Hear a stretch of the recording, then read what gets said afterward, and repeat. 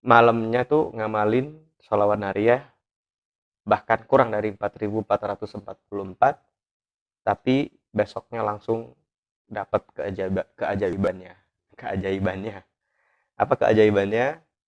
Ini langsung dapat transferan uang, kisah nyata saya pribadi, mohon izin untuk saya sharingkan kepada teman-teman. Seperti apa kisahnya? Simak terus videonya sampai akhir.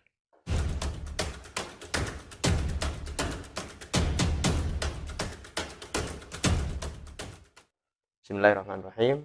Assalamualaikum warahmatullahi wabarakatuh. Teman-teman semua, kembali lagi di channel Bin Suyat dengan saya sendiri, Samsul Arifin bin Suyat. Alhamdulillah, Allahumma sholli ala Sayyidina Muhammad wa ala ali Sayyidina Muhammad. Teman-teman semua, kali ini saya akan cerita pengalaman saya pribadi merasakan keistimewaan sholawat nariyah. Atau sholawat ini bisa juga disebut dengan sholawat kamilah atau sholawat tafrijiyah. Itu sholawatnya sama ya.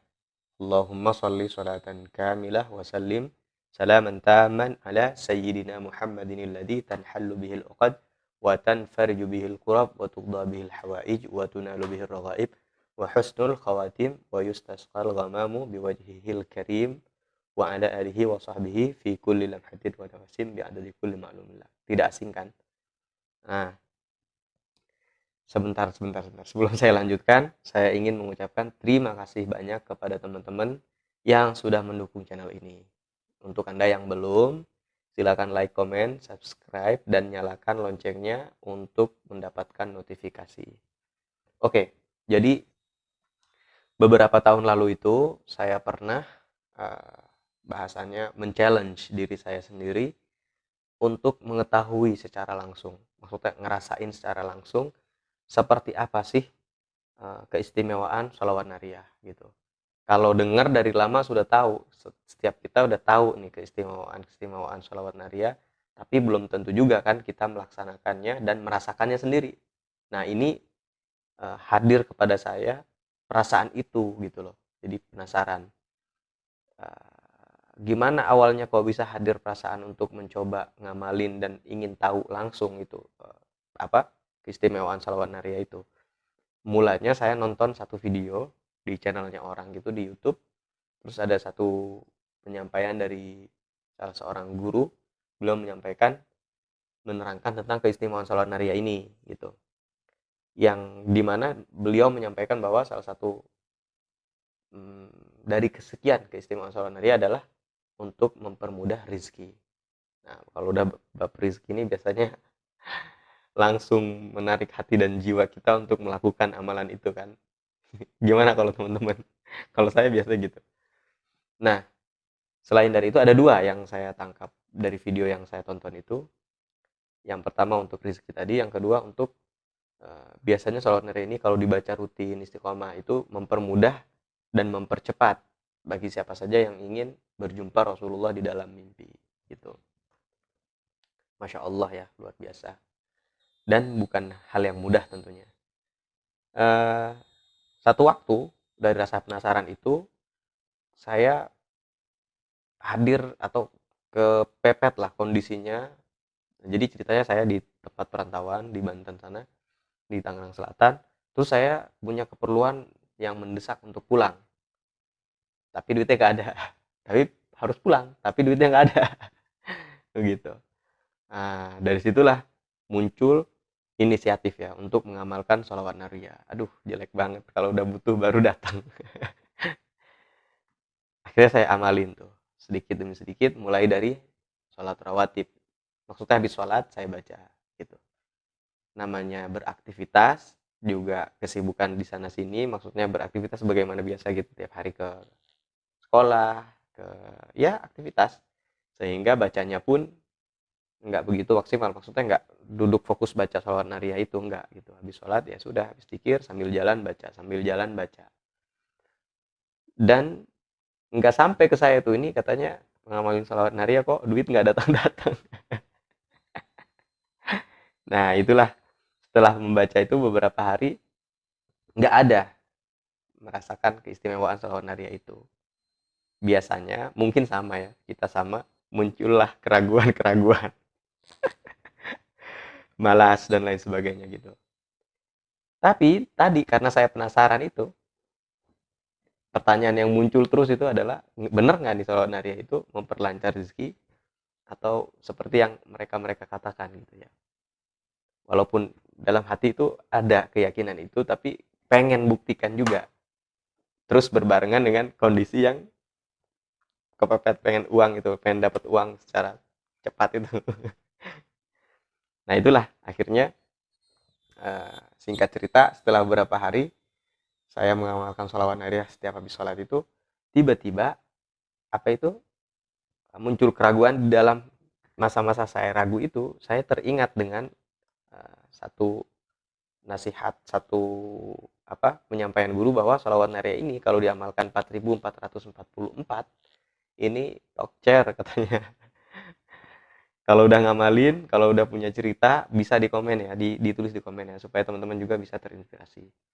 Singkat cerita, kemudian saya menyempatkan diri ya, di satu malam saya duduk, saya ambil air wudhu, saya sholat 2 rakaat, kemudian saya tawasul Fatihah dulu pada Rasulullah, sama guru-guru, pada aulia-aulianya Allah.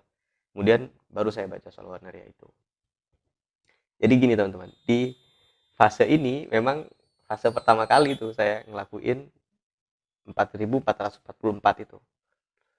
Dan itu anehnya lagi tuh, 4444 itu saya kira sebentar. Ya, paling sejam 2 jam selesai, kata saya sebelum mengamalkan itu. Nah, setelah saya duduk, saya baca itu, udah berjam-jam itu ya, nggak kuat itu, baru saya lihat di tasbih saya itu yang digital itu ya, dapatnya 1000-an, kalau nggak saya 1600, saya masih ingat betul itu, 1600 udah, nggak kuat sampai 4444, karena saya mulainya itu udah agak malam, sekitar jam 10, jam 11 gitu, sampai selesai kurang lebih jam 2-an, itu baru dapat 1600. Kesini saya hitungin tuh, ternyata jadi setiap 2 jam itu dapat 1000 gitu. Berarti kan kalau mau butuh 4000, kita mau baca 4000 kan butuh 8 jam. 444-nya anggap setengah jam. Ya, bilang saja 8 jam setengah baru 4444 itu bisa kebaca. Nah, bisa nggak itu sekali duduk langsung 4444? Nah, perlu latihan yang pasti ya. Itu singkat cerita, balik lagi ke cerita saya yang tadi itu, saya tidur, sebagaimana biasa lah ya, tidur gitu. Dan alhamdulillahnya itu saya mimpi, Masya Allah, bukan mimpi Rasulullah, tapi ya karena dasar sayanya aja yang, bukan sholawatnya yang nggak istimewa, tapi sayanya aja yang bacanya pragmatis ya, kalau butuh datang. Akhirnya di malam itu saya mimpi tuh gitu. Mimpinya apa? Mimpinya adalah, yang jelas nggak mimpi Rasulullah. Jadi saya di mimpi itu, saya masih ingat, saya mimpi jalan di satu tempat gitu, terus saya ngelihat satu pohon, itu pohon nangka tuh berbuah, tapi anehnya itu ini buahnya ikan mas. Jadi ikan mas bergelantungan gitu, dengan jumlah yang banyak. Esok harinya tuh, nah ini habis tidur itu, esok harinya, nah saya dipanggil tuh oleh seorang tetangga. Saya kenal beliau, beliau kenal saya. Kita ketemunya itu di masjid. Biasanya sholat subuh atau sholat duhur gitu, habis sholat ngobrol sebentar. Ya sebagaimana kita bertetangga lah. Nah, awalnya beliau telepon saya tuh, telepon, dan beliau minta saya untuk datang ke rumahnya beliau.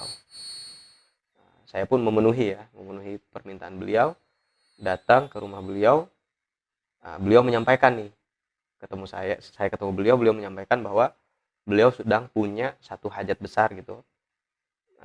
Kata beliau sedang bukan ingin, ada satu kawan rekanannya beliau itu tertarik untuk membeli perusahaannya yang Bapak A ini punya gitu. Jadi ada kawannya mau beli perusahaannya beliau, tapi belum deal karena harganya belum sepakat. Nah, si Bapak ini, tetangga saya ini, ya, beliau seorang pengusaha lah gitu. Bapak ini kemudian bilang ke saya, "Mas, doain," kata beliau, "saya ini sedang nego-nego harga, ada kawan saya yang mau beli perusahaannya. Sedang diupayakan supaya harganya cocok," katanya. Setelah ngobrol panjang lebar, ya saya bilang, di saat beliau mintanya, "Insya Allah Pak, saya doakan, saya bantu doa," gitu. Ya, rupanya beliau panggil saya itu untuk menyampaikan itu. Kemudian sebelum saya pamit, beliau bilang begini, "Mas, ada rekening kan?" Gitu. Saya kaget juga diminta nomor rekening gitu ya. Saya bilang, "Saya ada, Pak, insya Allah." Terus beliau minta kirim ke saya. Terus saya kirim tuh. Ya udah, sebelum pamit, singkat cerita, beliau bilang ke saya, "Mas, saya udah transfer," katanya. Saya bilang, "Nggih, Pak. Terima kasih. Eh, saya pamit pulang," saya bilang gitu. Terus kemudian saya pulang dan saya nggak cek di ATM banking saya itu, nggak saya cek itu berapa. Nggak berspekulasi berapa-berapanya juga sih.